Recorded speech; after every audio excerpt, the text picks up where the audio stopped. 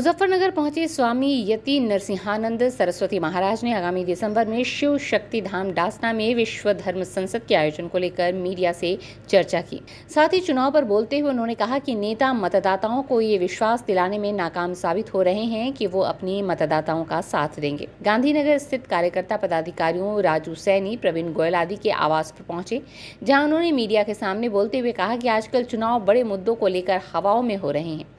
मुस्लिम समाज चुनाव को जागरूकता के आधार पर लेता है, उसके नेता और प्रत्याशी उनका साथ देते हैं। यहाँ तो हिंदू समाज के नेता भी उनका ही साथ देते हैं और बेचारा हिंदू तो अपने आप को ठगा हुआ महसूस करता है। हिंदुओं में मतदान को लेकर उत्साह काफी कम है और ये नेताओं की गलती है, मतदाताओं की नहीं।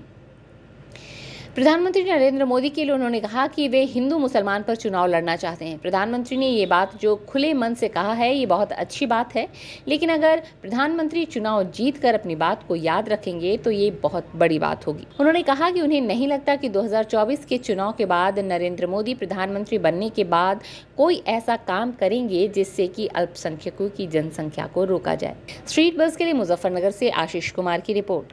देखिए, इसका एक बहुत बड़ा कारण है, हिंदू राजनीतिक लोगों से लगातार निराश होता रहा है और पिछले कुछ समय से हम लोगों ने देखा है कि अब जनप्रतिनिधि और जनता का रिश्ता लगभग खत्म हो चुका है।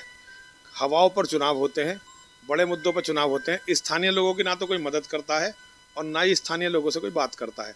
तो ये बहुत दुखद स्थिति है। हिंदुओं का भविष्य खतरे में है।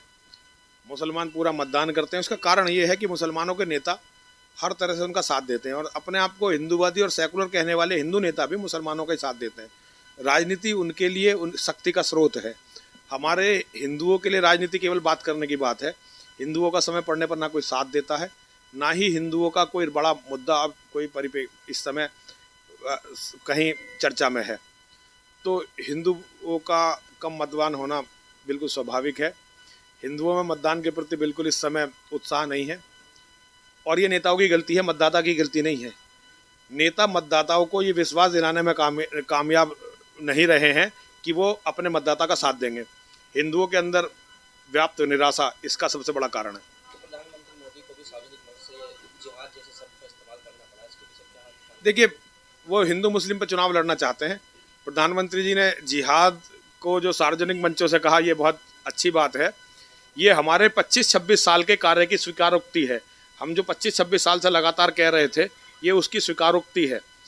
और प्रधानमंत्री इस बार चुनाव जीत जाएं और उसके बाद भी अपनी बातों को याद रखें तो बड़ी बात होगी।